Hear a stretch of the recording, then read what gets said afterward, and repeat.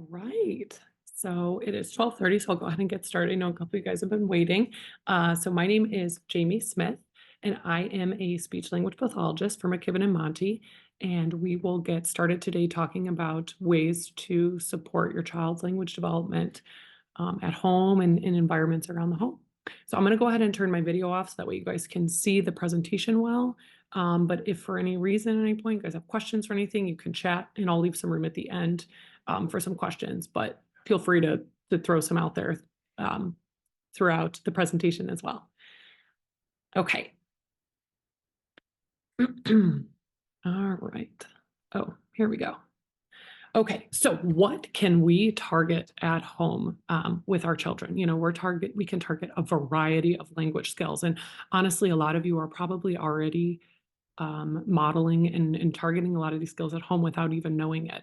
So speech sound production, articulation skills, expressive language, what our children are able to communicate, as well as receptive language, what they understand, their ability to follow directions, social communication. So, you know, social reciprocity, conversational skills, but emotions, labeling and discussing emotions, talking, you know, about emotions and things like that as well. Feeding skills, early literacy skills, so those skills that we, you know, pre-literacy skills that we develop before our children are even reading, and play skills as well. So again, you guys are probably targeting a lot of these at home without even realizing it, but we'll talk about them a little bit more. So let's go over some general language milestones, you know, from 1 up to 4 years old. As far as expressive language is concerned, the rule of thumb is kind of 1 year old, we look for first words. 2 years old, we look for 2-word combinations. 3 years old, 3 or more word combinations. 4-year-old, 4+ word combinations. And usually at that point, they're using increasingly complex sentences. So so again, in addition to those expressive language skills for 1-year-old, we're looking at, you know, not only their use of single words, starting to show that emerging use of first words, but babbling skills, joint attention, following some simple one-step directions, maybe using some gestures as well, waving, clapping, pointing, things like that. 2 years old, again, we're looking for 2-word phrases, and we usually say that until a child has about 50 single words in their utterances, that they will then start to combine 2-word combinations. So you can make 2-word combinations if you have a smaller single word vocabulary, you're just going to be a lot more limited. So that's why you really need to have that good foundation of single word vocabularies before you can start making those 2-word combinations more consistently. And in addition to, you know, making 2-word combinations, showing some emergent pronoun use. This is the time when you hear the me, mine, my turn, me phase, which parents, you know, love and hate at the same time. And then as well as identifying objects and body parts to show their receptive knowledge. And then at 2 years old, we start looking at intelligibility milestones. So that is what you understand of your child's speech. So at 2 years old, we are, you know, expected to understand about half of their speech. And that might be to strangers, you know, parents tend to understand their own children more because they're with them, they know their patterns, but we're really looking for understanding about half of what they're saying. And then 3 years old, again, making those longer combinations, taking turns in conversations, really asking and answering a variety of questions, maybe not the how or why questions, but who, what, where questions for sure, following 2-step directions. And then that intelligibility milestone bumps up to about 75%. So at 3 years old, we were able to, you know, we want to be able to understand about 75% of what your child is saying. And then at 4 years old, really using increasingly complex sentences, starting to use more grammatical structures, plural S's, past tense verbs, really using grammar and sentences that mimic adult language. Following complex multi-step directions, you know, go in your room, go get your shoes, and come downstairs and bring them to me. You know, being able to communicate wants, needs. And in 4 years old, you know, for intelligibility, we really should be able to understand. We say 90%, but really it's, you know, 95 to 100% of what our children say. Now, nothing we do as language is 100%, you know, even as adults, sometimes we don't understand each other, but we really should be able to understand most of what our children are saying by age 4. And then just some quick literacy milestones for our kids as well. At 2 years old, they're more so enjoying books, maybe, holding the book, pointing to pictures in the book, singing familiar songs, rhymes, things like that. 3-year-olds show much more knowledge of orientation of books. They can hold them right side up. They can turn the pages themselves. They understand when starting to understand when you have a break in what you're saying, that you're ready to turn the page. They might pretend to read a familiar book. Sometimes it seems like your kids are reading a book that's common and repetitive, like Brown Bear, Brown Bear. You might think they're reading it because they've memorized the words and they know what words go with what page. It's really incredible what kids can remember. And then at 4 years old, really starting to point to more specific parts, understanding that the front of the book, the cover is different than the back cover of the book. A word is different than, the pictures and the individual pages within the book. And then by 5 years old, they're really starting to have some recognition of the letters, some sound letter correspondence, excuse me. Maybe even might know a few sight words and names recognize their own name when it's written, maybe the word mom, dad, those words that are common to them. And then at this age too, the preschool age, we do a lot of pre-literacy skills and phonological awareness skills. So that's when rhyming is really big and important, and understanding letter sound correspondence. So the letter B says ba. What letter says F? What letter says F? It's the letter F. So really starting to build those pre-literacy skills so that when they are starting to actually read, they have a great foundation to build upon. All right, so now we can go over some quick strategies of ways to help build these skills with our children. These are just some of them, and I'll go into some more examples next, on the next slide, more specific ways to use some of these strategies. But modeling and narrating are really, really great strategies to encourage language comprehension, language use, and even, social emotional skills, just narrating your day, narrating things you see going on, narrating what you're doing. Oh, if you're talking to your child while you're cooking dinner, oh, I'll be done in a minute. I need to stir the noodles before I can put them into the strainer. And right there, I'm modeling what I'm doing, the use of verbs and kind of some, two-step directions. I have to stir the noodles before I can put them in the strainer. So really just narrating and throughout your day and what you see in your environment can really help build those language skills. And again, modeling what you want your children to use, as well as kind of recasting what your child says to you back to them and reframing it and expanding upon your utterances, especially for expressive language, as your children are, we're trying to encourage their use of more language. Adding a word is a great expansion strategy to help encourage the continued development of that expressive language. And I want to mention here too, not to forget the importance of facial expressions and gestures. I know my video's off, so you can't see me. I'm sitting here talking with my hands this entire time, just as I'm, narrating and going through this PowerPoint. We use gestures so much as adults, and it really helps aid comprehension. If someone asks for directions, you might say, oh yeah, down this street, make a left, and you're pointing at the street. We don't even realize how much we integrate gestures into our language. So using gestures is really important, and facial expressions can really cue a kid into the emotions of other people, but also what is expected of them. An expectant wait is such an excellent strategy to use. It's, using an expectant facial expression, looking at your child, and that cues them that you are expecting a response from them. So it really helps with that expressive language skill. I might say, oh, you want, and stare at them with a face indicating I'm expecting a response from them so they can finish the sentence. Oh, you want more, let's do more crackers or more pushes on the swing, whatever it is. So those gestures combined with those facial expressions really help with the language as well. So let's talk about some examples of things we can do at the playground. Playgrounds are such a great way great location to focus on language. Really any place too that has other peers around really provides a great way to work on language and model a lot of language and use the peers around you to encourage those, excuse me, develop those language skills with your child, you can use other peers as models. You can talk about what other kids are doing. And, it doesn't always have to be the playground. It could be the library, it could be the store, it could be story time, wherever you are. Modeling language with yourself is fantastic, but with peers, it's really great as well because kids respond well to other kids. And, I'm sure some of you have that experience where you want your kid to say a word or do something and they won't do it for you, but they hear another kid do it and they imitate that kid. So peers can be a really great model for our children as well. So, I think when we talk about language, we always think of expressive language. What can we do to help our children say more words? What words can we focus on? And I think that maybe is the easiest. It comes to mind first. So core words that you can model at the playground include stop, go, want, up, down, all sorts of those words. When you're on the swing, when you're on the slide, you have to climb up the stairs and then come down the slide.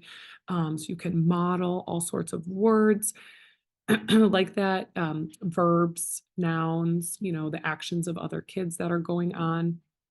And you can use these types of words to expand your child's utterance as well. So let's say you have your child in the swing and they want you to push them. They might say push, or they might say more.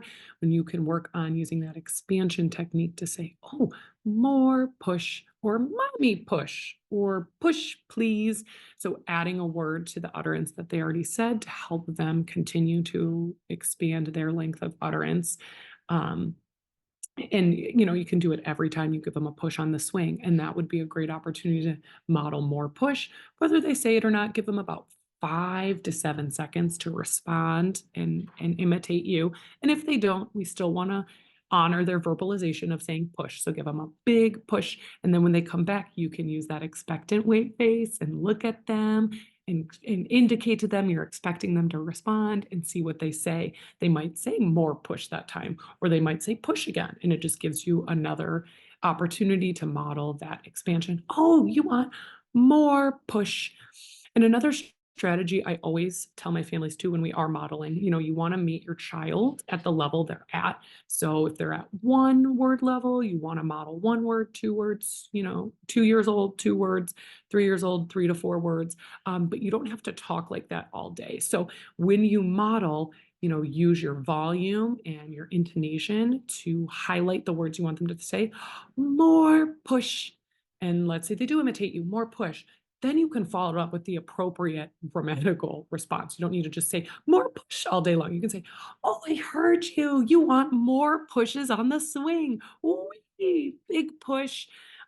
So again, when we're modeling, we want to meet them at the level they're at, but you don't need to walk around your house talking like that all day, because we would all go insane if we just talked in 2-word, 3-word phrases all day long. But when we're really trying to encourage our kiddos to use that type of language, we want to model at the level they're at, or maybe 1 word more. So they're at the 2-word level, we could say more push please to work on expanding to that 3-word utterance level. So in addition to expressive language, you can model all sorts of receptive language, following directions while at the playground. Following directions and turn taking go so well hand in hand. So, let's say there's a lot of kids for the swing, you can narrate and model some receptive language skills where, oh, the swings are all full. So, modeling the concept of full. Oh, the swings are all full. We have to wait till one's empty. First, it's her turn, then it's your turn. So again, kind of building in a little bit that social skill, working on turn taking, and also working on those 2-step directions. First, this little girl gets a turn, then you get a turn. Or let's say you're playing on the slide. Oh, first we need to go up the stairs, then we can come down the slide. So again, working on 2, 3-step directions, and also helps us again with those social skills, working on taking turns.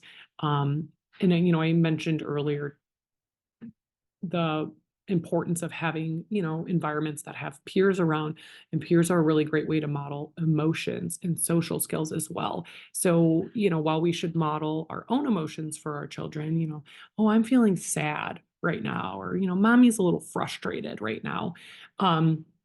We can use other children to model those emotions as well for our own children. Again, not pointing fingers or drawing attention to a child who might be upset, but I have 2 daughters. I have a 4-year-old and a 1-year-old, and my 1-year-old is at that phase where she's very nosy and curious when other kids are upset and she has to go run and look. In a playground might be a great opportunity. A kid falls and they're crying, and I might be able, and my daughter's curious, so I might be able to get down on her level and talk with her and say, "Oh, I see that he is crying. He seems sad. He looks like he feels sad." When they're that young, just starting to label some of the emotions, because emotions are so complex and so challenging. But also, with our older kids, we can also take it another step further. Maybe you have a 3, 4, 5-year-old, and maybe it's their friend that fell, and you're like, "Oh, I see Johnny fell. He looks like he's sad. Do you think he's hurt? What can we do? Can we ask him if he's okay? Maybe we can ask him if he needs some help, or maybe he wants some space because he seems like he's feeling very angry right now." And we can model almost those problem-solving social skills with our children as well. Not only the emotion that's going on, but is there anything we can do to aid in this situation? And again, we can model that with our own emotions at home. Mommy's upset. I need some space right now. Or I'm upset. Can I have a hug, please? That kind of language to help them understand not only what emotion you're feeling, but what you may need to help yourself feel a little better. But again, using using peers as models for that is so, so wonderful as well. And then, even at the playground, we can work on those early literacy, pre-literacy skills as well. Big part of print concept development, starts as early as recognizing logos. So seeing the McDonald's arches and knowing that's McDonald's, and seeing a stop sign and knowing that's a stop. So, working with your children to recognize some of those signs, or let's say a swing is roped off because it's broken with some caution tape, and you can say, "Oh, I see there's tape on that swing. That means that swing is closed. It's broken. It's not safe." Whatever language you want to use, and just already helping our child start to recognize some of those symbols within their environment. And those are those very early pre-literacy skills as well. Okay. So again, this can be done, I just use the playground as a big example because they're free. A lot of people have access to them. It's a great environment that includes peers, but you can use these type of language skills throughout your daily routines. And it doesn't need to be a big, activity or a big educational setup, flashcards sitting down at the table. It doesn't need to be anything like that. Really just embedded into your day-to-day activity and day-to-day routine is so wonderful. That exposure for our kids, playing with bubbles, playing with chalk, playing an I Spy game. And like I said, even daily routines and activities for our little ones, diaper changes, if you're doing diaper or pull-up changes, bath time, when you're cooking or baking, meal times, even in the car, you can narrate and model so much language in all of these scenarios. And the research has shown the best way to interact with your child and get them engaged with you is following their lead. So child-led play at any age. 1-year-olds, 2-year-olds are a little harder. Their attention span is shorter, but just getting down on their level, getting face to face with them if possible, and embedding yourself in the activity that they are doing and they are playing in really makes a big difference. And it gets the kid engaged, it gets your kid engaged with you. So that way you can just embed language with whatever they're doing. Let's say they're just picking a ball up and down and dropping it down. Up, down, up, down, up, down. And then, oh, more up. And then maybe you roll it away. Uh-oh, it rolled away. And with our older kids, oh, which ball is rolling faster? Let me see if I can make mine go so slow, and work on some of those concepts too. Anytime you make anything into a game for kids, it really is just so much more fun, and they're so much more engaged, even if it's something as silly as, rolling a ball, and you're talking about fast and slow. They just love it. My daughter she's 4, and we call it, poop math now. She's very into adding some numbers when we are walking our dogs. It just kind of started very naturally. I just followed her lead. And, we have 2 dogs, and it went, "Oh, Sadie pooped 1 time and Benji pooped 2 times. What's 1 plus 3?" And she would put up her fingers and put it together. And now anytime we walk the dogs and she's sitting in the stroller, she's always wanting to add it up. And it's such a goofy way that we've kind of started doing some addition, but she just showed interest in it and we just kind of rolled with it. And now it's part of our routine when we walk our dogs. Um, so really, it doesn't need to be anything fancy or flashcard worthy. It just has to be natural in the moment and something your child is engaged in. And the research shows too, a child needs to hear a word maybe 100 times before they repeat it. But if they are involved in play, they only need to hear that word 20 times before they'll express it themselves. So that engagement, that play really makes a big difference when we're talking about language skills.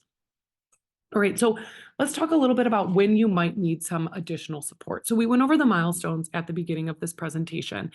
So anytime your child isn't meeting those milestones, 1, 2, 3, 4 years old, that would be a good opportunity to seek some additional support if they're not expressively producing the amount of words or the combinations we're expecting at those ages.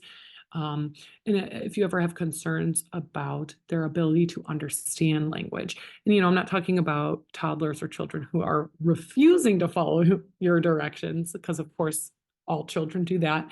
We are more concerned about their inability to comprehend what you're saying. So let's say you give your child a direction and, they don't understand what a shoe is to know, oh, when mom says, go get your shoes and bring them to me, they don't know what a shoe is to go get it. And let's say you have to walk them over and show them, these are your shoes, get your shoes. That might be a time to seek some additional support. Again, it's not the refusal of the direction. It's more of the lack of understanding behind the words within the direction, the comprehension piece. And then anytime you have concerns about intelligibility, again, we talked about those intelligibility milestones at the beginning. If you're not understanding at least half of what your child's saying at 2 years old, about 75% at 3 years old, or 90% at 4 years old, or if there's ever specific speech sounds that you have concerns about that your child maybe isn't saying their b sounds or their s sounds the way you think they should be, that would be a time to seek additional support. And really at any age, if you notice very, very slowed or kind of plateaued development or a regression or a loss of skills at any age, those are always good times to seek additional support. And and the ways you can do that are, reach out to us at McKibben and Monty because we are in all the Nest locations and provide a really convenient service within the school. But I always tell my families too, there's no hesitation to get that first evaluation if you have any sort of concern or you just aren't sure if your child is meeting the milestones they're supposed to. I always tell them get the assessment because that's will give you more information, either saying, no, you know what, this is actually within the expected range, your child is meeting the skills we expect, or you're right, we do see some challenges with these specific skills. We'd like to start therapy now to set your child up for success as they continue to grow. Early intervention is such a great tool and so key to development that I'd rather, have the parents come in when they might have some concerns than wait 2 years, have the child be in the same spot, and now we're 2 years older and our skills have a bigger, maybe gap between our peers. And you are the biggest advocate for your kid, so even if you hear your pediatrician brush you off or a family member say, oh, he'll grow out of it, in your gut, use your parental gut. If you feel like you want to seek that out, you are the biggest advocate for your child and you know your child well. So I always push my families too. You are the expert on your child, so you know what's best for them. All right, so I am going to start my video back up. I know I just ran through a lot really fast, but if anyone has any questions, please, you guys can ask them now or send them in the chat and I'm happy to answer them for you. Hello. Hi. Excuse me. My son, his name is Rowan. He has apraxia of speech. Okay. And he has been in speech therapy and occupational therapy for the past couple of years, and he's getting better. But I'm wondering, is there anything more that I should be doing at home? I know it's different. A speech delay is different than apraxia. Yes. And I'm just kind of lost. He just got this diagnosis. So I'm wondering, should I be like, I was thinking about labeling things or using pictures or doing, I just don't, I'm kind of lost, and I wanted to get him speech therapy in the Nest in Avon, Yeah. because we're currently going to Middleburg. So I wanted to Okay. know how to also set that up. Wonderful. So our information is on this page and you can inquire with your director at your Nest location too, because they have our Okay. contact information. They can probably give Okay. you some more specific information on like, hey, these are the steps we usually take. Okay. My recommendation, apraxia is really tricky, right? It's articulation, Yeah. very specific motor planning. Um, what I always try to do as a therapist is find words that are really functional to the child to work on those target words. Okay. Um, and then, let's say your therapist has a set of words they're working on. I talked about not necessarily using flashcards, but sometimes when you're doing articulation, there's specific flashcards and things. Making a Okay. game out of anything makes it more fun. So, as a therapist, sometimes I'll give my clients like, hey, here are some flashcards of words we've been working on. Why don't you make it into a memory game? Why don't you build Okay. a board game? So that way you can carry over what he's working on in speech, but not making it work at home because Yeah. no Yeah. kid wants to do homework, right? Or Right. have that intense work at home. But any way you can carry over those skills that he's getting from his speech therapist, the words he's working on, and implement them at home as well, but also trying to make it a little fun. So that way Okay. he doesn't feel like, oh God, mom's being a speech therapist now too. Yeah. Because no kid, Right. kids will Okay. push their parents. Usually, kids do more for me as a therapist than they do Yeah. for parents because, kids are comfortable with their parents and they don't want to be bothered. But that's kind of what I would recommend starting. But, sometimes too, again, if if you are looking to make more progress, doubling up on speech, even if you can for a little bit, like some at school and some outpatient or whatever might help too, just to Yes. provide that push as, he's younger. Did that answer your Boy, his question? therapist had suggested for it to be like, yeah, yeah, that was perfect. Thank you so Okay. much. I appreciate it. Thank you. Of course. Yes. All right. And then if there are no other questions, I think we are good. All right. Well, thank you all so much for attending and being a part of this today. This was great. Thank you so much. Thank you, Emma, or excuse me, Jamie, I apologize. No, you're good. You're on your lunchtime learning day today. Yes. So this was great. Thank you very much. If anyone has questions, info@mckibbenandmonty.com, and we will reach out to you and get everything answered. And Jamie, this has been recorded, and so we will also share this with the Nest directors, and they can send it to their parents to catch anyone who wasn't able to participate today. So Wonderful. Thank you so much. yes, thank you. Have a great day. Okay. You guys too. Bye. Bye.